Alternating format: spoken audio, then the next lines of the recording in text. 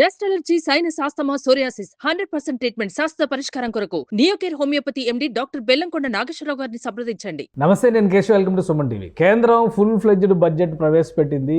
ఎన్నికల తర్వాత జరిగిన పరిణామాలు, కూటమి ప్రభుత్వంగా బాధ్యతలు తీసుకున్న తర్వాత బడ్జెట్ ఎంతవరకు న్యాయం చేసింది? ముఖ్యంగా తెలుగు రాష్ట్రాలకి ఇందులో ఒరిగిందేంటి? ఏ రకమైనటువంటి లబ్ధి తెలుగు రాష్ట్రాలు పొందుతున్నాయి? అలానే కేంద్రం అనేక జాతీయ పథకాలని మళ్ళీ రివైవ్ చేసింది. వ్యవసాయము యువత కేంద్రంగా తన విధానాన్ని మలుచుకున్నట్టుగా కేంద్ర ఆర్థిక శాఖ మంత్రి నిర్మలా సీతారామన్ ప్రకటించారు. ఇందులో వాస్తవం ఎంత? ఈ అంశాలను విశ్లేషించేటువంటి ప్రయత్నం చేద్దాం. మనతో పాటు అనలిస్ట్ చందు శ్రీనివాస్ గారు. శ్రీనివాస్ గారు నమస్కారం. నమస్కారం. కేంద్రం ఫుల్ ఫ్లెడ్జ్డ్ బడ్జెట్ పెట్టింది. ఓటాన్ అకౌంట్ని పక్కన పెట్టేసి ఎన్నికల తర్వాత వచ్చినటువంటి పరిణామాలు, కూటమి ప్రభుత్వం అనేటువంటి సంకేతాలు ఎలా ఉంది మొత్తం ఓవరాల్గా బడ్జెట్ సినారియో? డెఫినెట్గా అండి, 32.7 లక్షల కోట్లతో ఈ బడ్జెట్ ఈ 2024-25 సంవత్సరాన్ని ప్రవేశపెడతాం. కొద్దిగా లేట్గా అని అనిపించినా కానీ మొట్టమొదటిసారిగా ఆంధ్రప్రదేశ్కి ఆశ అనేది ఒక ఊపిరి పోసారు ఈ బడ్జెట్లో. మల్టిపుల్గా చిరకాల వాంఛ అమరావతి రాజధాని అనే ప్రజల కోరిక. అమరావతికి 15,000 కోట్లు కేటాయించడంతో పాటు అవసరాన్ని బట్టి వివిధ దశల్లో ఎప్పుడు అంటే అవసరాన్ని బట్టి అంటే ఇంకా ఏమైనా పెరిగితే మేము ఇస్తామనే భరోసా దీంట్లో కల్పించారు. మొట్టమొదటిసారిగా రాయలసీమతో పాటు ప్రకాశం, ఉత్తరాంధ్రలో వెనుకబడి జిల్లాలకి మీద ప్రత్యేక ప్యాకేజ్ ఇస్తామని చెప్పడం చాలా పెద్ద ఊరట. ఎందుకంటే ఇప్పుడు 10.5 లక్షల కోట్ల అప్పుతో ఉన్న ఆంధ్రప్రదేశ్ని ఈ 10.5 లక్షల కోట్ల అప్పు చేయడానికి కూటమికి చాలా భారం. మనం పలు ఇంటర్వ్యూలో చెప్పుకున్నాం. దీనికి ఇంట్రెస్ట్ నెలవారీ చూసుకుంటే 6,000 కోట్లు అవుతుంది. ఎక్కడి నుంచి తీసుకొస్తారు? కాబట్టి ఆంధ్రప్రదేశ్ జరిగిన అన్యాయాన్ని కేంద్ర ప్రభుత్వం గుర్తించిందని అనుకోవాలి. ఇప్పుడు ఇన్ని బడ్జెట్లో ఫస్ట్ టైం ఆంధ్రప్రదేశ్కి ఎంత ఊరట లభించిందనే అనుకోవాలి. ఎందుకంటే చంద్రబాబు నాయుడు గారికి ఉన్న అనుభవం, పవన్ కళ్యాణ్ గారికి ఈ కూటమికి ఎంత సక్సెస్ చేశారో మనం స్పష్టంగా కనపడుతుంది. ఎందుకంటే ఒకవైపు బీహార్కి ప్రాధాన్యత ఇచ్చారు. ఎందుకంటే బీహార్, ఆంధ్రప్రదేశే ఈ కూటమిలో చాలా కీలక పాత్ర పోషించారు నితీష్ కుమార్. అందుకని అక్కడ స్పెషల్ స్టేటస్ అడుగుతున్నారు, ఆంధ్రప్రదేశ్ అడుగుతున్నారు. స్పెషల్ స్టేటస్ ఇకపోయినా ప్యాకేజ్ ద్వారా ఈ ప్రజలకు ఊరట కల్పించాలనేది స్పష్టంగా కనపడుతుంది. ఎందుకంటే 26,000 కోట్ల ప్యాకేజీ రోడ్డు కనెక్టివిటీ కోసం. ఎందుకంటే వరదలు వస్తే మనకు తెలుసు బీహార్ ఎంత నష్టపోతుందో. దానికి ఫస్ట్ టైం 26,000 కోట్ల ప్రాజెక్ట్ అక్కడ ఇచ్చారు. తర్వాత మల్టిపుల్గా 15,000 కోట్లు ఎట్లయితే ఆంధ్రప్రదేశ్కి ఇచ్చారు, ఆ రాష్ట్రానికి ఇచ్చారు. వీటితో పాటు ఈశాన్య రాష్ట్రాలకు కూడా వెసులుబాటు కల్పించడం మన మంచి శుభపరిణామంగా మనం భావించాలి. ఎందుకంటే బడ్జెట్లో అంటే చాలామంది విశ్లేషకులు, ఆర్థిక రంగ నిపుణులు చాలామంది కొంతమంది బాగుందని చెప్తారు, కొంతమంది ఏమి కేటాయించలేదని చెప్తుంటారు. ఇప్పుడు ఫస్ట్ టైం ఏంటంటే ఏపీ మీద దృష్టి పెట్టారు కేంద్ర ప్రభుత్వమే మనం అనుకోవాలి. అంటే ఒక 5 ఏళ్లలో ఎప్పుడు కేంద్ర బడ్జెట్లో ఆంధ్రప్రదేశ్ అనే పేరే వినబడలేదు అనేటువంటి ఒక అభిప్రాయం ఉండేది. డెఫినెట్గా అది వాస్తవమేనా? ఇప్పుడు వచ్చినటువంటి ప్రకటనలతో కొంతవరకు ఉపశమనం వచ్చినట్టుగా? డెఫినెట్గా ఉపశమనం అనేది ఈ బడ్జెట్లో లభించింది అనుకోవాలి. ఎందుకంటే మీరన్నట్టు ఎప్పుడు ఆంధ్రప్రదేశ్ నిరాశ అనే పరిస్థితి నుంచి ఆంధ్రప్రదేశ్కి ఊరట దిశగా ఉంది. ఎందుకంటే గత ప్రభుత్వంలో 22 మంది ఎంపీలు ఇచ్చి మెడల్ వంచి స్పెషల్ స్టేటస్ తీసుకొస్తాన్న గౌరవనీయులైన మాజీ ముఖ్యమంత్రి గారు ఆ పని 5 సంవత్సరాలు పూర్తి చేయలేపాడు. ఆంధ్రుల జీవనాడి పూర్తి చేయలేపారు. ఇందులో పర్టికులర్గా ఏంటంటే ఆంధ్రుల జీవనాడి దానివల్ల పోలవరం పూర్తయితే కొన్ని లక్షల మందికి రైతులకు బెనిఫిట్ అవుద్ది. అది అందరికీ తెలిసిన ఇంకోటి ఇండియాస్ ఫుడ్ సెక్యూరిటీ అనేటువంటి అష్యూరెన్స్ ఉండాలంటే కనుక పోలవరం కంప్లీట్ చేయాలని కూడా చెప్పింది. దీంట్లో ఈ బడ్జెట్లో నిర్మలా సీతారామన్ గారు మాట్లాడేదంటే పోలవరం త్వరితగతిన పూర్తి చేయడానికి కావాల్సిన నిధులు ఇవ్వడంలో మేము ఎటువంటి వెనకాడు వేయము, మేము డెఫినెట్గా ఇస్తామని చెప్పి కల్పించడం అనేది. అంటే దీన్ని బట్టి as early as possible Polavaram పూర్తి అవుతుంది అనేది ఆశ అనేది ఆంధ్రప్రదేశ్ ప్రజల్లో కలుగుతుంది అనమాట. అది మనం ఆహ్వానించదగ్గ పరిణామం. దీనికి తోడండి జిఎస్టీని తగ్గించడం అది పేద ప్రజలు బెనిఫిట్ వచ్చింది అనేది తెలియజేశారు. తర్వాత 1,48,000 కోట్ల రూపాయలు విద్యా నైపుణ్యాభివృద్ధికి మనం అనుకున్నట్టు ఎప్పుడు స్కిల్ డెవలప్మెంట్ వాళ్ళలో నైపుణ్యాభివృద్ధి చేస్తేనే ఈ నిరుద్యోగం నుంచి మన దేశం నుంచి ఇతర దేశాలు వలస వెళ్ళిపోవడానికి అవకాశం ఉండదు. వాళ్ళ కోసం 1,48,000 కోట్లు కేటాయించడం మంచి పరిణామం. దీంతో పాటు అంటే ఏదైనా కానీ యువత భారతదేశానికి వరవండి.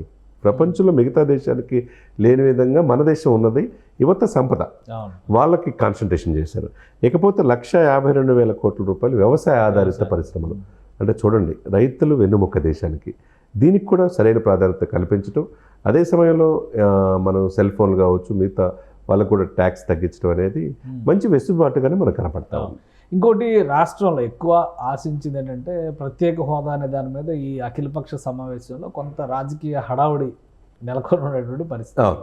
ప్రత్యేక హోదా అనేటువంటి మాట రాకుండా ఉమ్. అటు ఒడిశాకి, బీహార్కి, ఆంధ్రప్రదేశ్కి, మధ్యలో కాస్త బెంగాల్కి, జార్ఖండ్కి వీటికి కూడా కొంత ఉపశమనం ఇచ్చేటువంటి నిర్ణయం తీసుకున్నారు. అటు ఈశాన్య రాష్ట్రాలకు కూడా ఇచ్చారు. ఈశాన్య రాష్ట్రాలకి ప్రత్యేకంగా అక్కడ నెట్వర్కింగ్, రోడ్ నెట్వర్క్స్ ఇవన్నీ Connectivity డెవలప్మెంట్కి ఇచ్చారు. ప్రత్యేకమైనటువంటి నిధులు కేటాయించారు. అవునండి.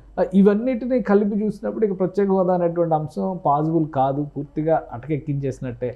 డెఫినెట్గా దీన్ని బట్టి అది రాదనేది పాత అర్థమైంది. స్టాండ్ కొనసాగుతుంది అనుకోవచ్చు. సరే వీళ్ళందరికీ తెలుసు సార్, రాజకీయ నాయకులందరికీ. అది జగన్ గారికి తెలుసు, చంద్రబాబు గారికి తెలుసు, పవన్ గారికి తెలుసు, అందరికీ తెలుసు. వాస్తవాలకు బెరీజ్ వేసుకొని ముందుకెళ్ళాలి. ఇది రానప్పుడు ఏం చేయాలి, నెక్స్ట్ ఆల్టర్నేట్ చూసుకోవాలా. Okay. దానికి సంతృప్తి పడే, ప్రజలు సంతృప్తి పడే ఇది నిధులు కేంద్ర ప్రభుత్వం సఫిషియెంట్గా ఇస్తే ఇది అవసరం ఉండదు కదా. అందులో ఫస్ట్ టైం దీంట్లో కేశవ గారు ఏదైతే ఏపీ విభజన హామీ చట్టంలో చెప్పిన విధంగా అని చెప్పేసి దీంట్లో పుట్టంకించటం మంచి పరిణామం.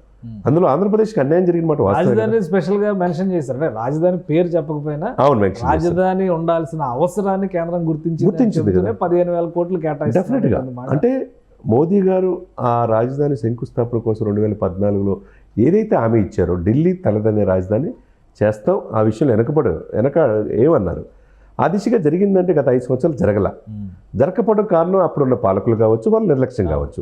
ఇప్పుడేంటి ఈ పాలకులు ఇదే అమరావతి రాజధాని చేస్తామని చెప్పి వచ్చారు. బీజేపీ చెప్పినా, జనసేన చెప్పినా, టీడీపీ చెప్పినా. కాబట్టి అమరావతి రాజధాని కోసం 15,000 కేటాయించడం, 15,000 కోట్లు.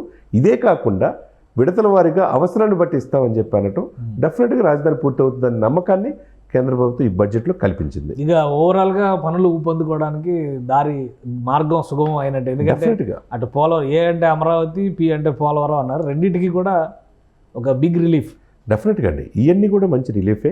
దీంతోపాటు పంచాయతీరాజు, గ్రామీణాభివృద్ధికి అనేక రకాలుగా ఎన్ని ప్రాజెక్ట్స్ వచ్చినా కానీ ఏపీకి తీసుకొస్తారు.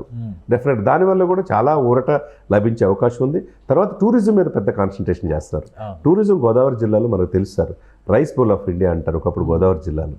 ఇప్పుడు ఆ రైస్ బౌల్ ఆఫ్ ఇండియా కొబ్బరి తోటలు అక్కడ చూసామంటే ఆ సస్యశ్యామలమైన ప్రాంతాన్ని టూరిజం హబ్గా మరల్చుకోవచ్చు. అదేవిధంగా గుజరాత్ తర్వాత తీర ప్రాంతం 974 కిలోమీటర్లు ఉన్నప్పుడు ఫుడ్ ప్రాసెసింగ్ యూనిట్స్తో పాటు టూరిజం కల్చర్ మనం చేసుకుంటే ఈసారి ఇండస్ట్రియల్ పార్కుల గురించి కూడా స్పెషల్గా ఇనిషియేషన్ తీసుకుంటాం. కొత్త ఇండస్ట్రియల్ పార్కులు 20 పెడతా ఉంటుంది కేంద్రం.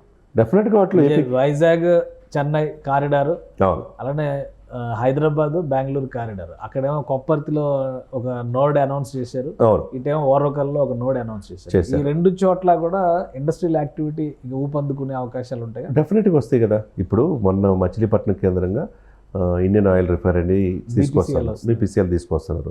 దానివల్ల 60,000 కోట్లతో 4 సంవత్సరాలు పూర్తి అయితే దాదాపు 50,000 మందికి ఉపాధి కల్పిస్తారు. అదే సమయంలో మీరు అన్నట్టు ఈ ప్రాజెక్ట్స్ అన్ని కూడా మల్టిపుల్ ప్లేసెస్లో ఐడెంటిఫై చేస్తే, మీరు అన్నట్టు విశాఖ చెన్నై పరిశ్రమ కారిడార్ కావచ్చు, బెంగళూరు హైవే కావచ్చు, ఆ ప్రాంతాల్లో విద్యుత్తు, రోడ్లు, తర్వాత ఇన్ఫ్రాస్ట్రక్చర్ డెవలప్ అయితే ఆటోమేటిక్గా పరిశ్రమలు వస్తాయి. పారిశ్రామికవేత్తలు 8,000 కోట్లు పెట్టుబడి పెడతారు కన్నా వాళ్ళు రెడీగా ఉంటారు. అదేవిధంగా రిలయన్స్తో మనం చూసాం, చంద్రబాబు నాయుడు గారు, పవన్ కళ్యాణ్ గారు రిలయన్స్ వాళ్ళ విందులో కూడా వెళ్ళినప్పుడు వాళ్ళంతా ఆ రిలేషన్స్ అందరితో వదులుకోరు కదా. ఆ కనెక్టివిటీ అనేది వాళ్ళు పెట్టుబడులు తీసుకురావడానికి కూడా ఇక్కడ ఉపయోగించుకుంటారు మల్టిపుల్గా. కానీ తెలంగాణకి పెద్దగా ఏమీ లేదు అనేటువంటి ఒక విమర్శ వినిపిస్తుంది. మీరు ఏ విధంగా చూస్తారు? దాంట్లో ఎక్కిపించాల్సిన అవసరమే. ఎందుకంటే ఇక్కడ అధికార పార్టీ, అక్కడ అధికారంలో బీజేపీ లేదు, కానీ 8 మంది బీజేపీ ఎంపీలు ఉన్నారు. ఎంపీలకు కావాల్సింది ఏంటంటే, ఇప్పుడు ఎంపీలు ఎవరున్నారు, ధరంపూర్ అరవింద్ కావాల్సిన పసుబోర్డు కరెక్ట్గా ఎలక్షన్ మూమెంట్లో వచ్చింది, మళ్ళీ ఎంపీ అయిపోయాడు. అక్కడ కరీంనగర్కి కావాల్సిన నిధులు ఏం కావాలంటే ఆ రోడ్డు కనెక్టివిటీ సంజయ్ గారు తీసుకొస్తారు. ఇక కిషన్ రెడ్డి గారు ఆయన హోంశాఖ సహాయ మంత్రి, ఇప్పుడు బొగ్గు శాఖ ఇండిపెండెంట్ ఛార్జీ ఆయన మైనింగ్ ఆయన చేతిలో ఉంది. కాబట్టి తెలంగాణకి ఏంటంటే ఈ యొక్క సింగరేణి మైన్స్ సంబంధించినవి, దానికి సంబంధించిన ఇది రేవంత్ రెడ్డి గారు కూడా చాలా విజ్ఞప్తులు ఇచ్చారు. గతంలో కేసీఆర్ గారి ఆధ్వర్యంలో అలాంటి ప్రయత్నాలు జరిగి ఉండకపోవచ్చు, కానీ ముఖ్యమంత్రి హోదాలో రేవంత్ రెడ్డి గారు ప్రత్యేకంగా కేంద్ర మంత్రులందరినీ కలిసి Musi river front development project గురించి, అలాగే మరికొన్ని రైల్వే కోచ్ ఫ్యాక్టరీకి సంబంధించి కానీ విజ్ఞప్తులు అయితే ఇచ్చారు. ఇవేవి కన్సిడర్ చేయలేదా? అంటే ఇక్కడ అంటే ఫస్ట్ ఇయర్లోనే చేయకపోవచ్చు, నెక్స్ట్ ఇచ్చే బడ్జెట్లో చేస్తారేమో, మనం వెయిట్ చేయాలి అంతే. రైట్, చంద్ర శ్రీనివాస్ గారు, థ్యాంక్ యూ. ఇది కేంద్ర బడ్జెట్లో కొన్ని వరాల జల్లులు కురిశాయి. ఆంధ్రప్రదేశ్కి అయితే పెద్ద రిలీఫ్ వచ్చినట్టుగానే చూడాల్సి ఉంటుంది. గత 5 ఏళ్లలో ఎప్పుడూ కూడా బడ్జెట్ ప్రసంగంలో ఏపీ పేరే వినపడలేదు అనేటువంటి వెలితి ఉండేది. మొదటిసారిగా ఏపీకి సంబంధించినటువంటి కొన్ని పథకాలు, ప్రత్యేకమైనటువంటి విభజన చట్టానికి సంబంధించినటువంటి హామీల అమలు విషయంలో కేంద్రం కట్టుబడి ఉందని సంకేతాలు ఇవ్వడం అనేది తెలుగు రాష్ట్రాల్లో ఉత్సాహం నింపేటువంటి అంశం. అలానే ఓవరాల్గా బడ్జెట్ కూడా రైతు కేంద్రంగా, విద్యార్థులు, యువశక్తి కేంద్రంగా జరిగింది కాబట్టి దేశానికి దీనివల్ల ఎక్కువ ప్రయోజనాలు జరిగేటువంటి అవకాశం ఉండొచ్చు అనేటువంటి అభిప్రాయాలు వ్యక్తమవుతున్నాయి. ఇది special discussion. Keep watching. Suman టీవీలో మీ పర్సనల్ అండ్ బిజినెస్ ప్రమోషన్స్ కోసం కింది నెంబర్కి కాంటాక్ట్ చేయండి.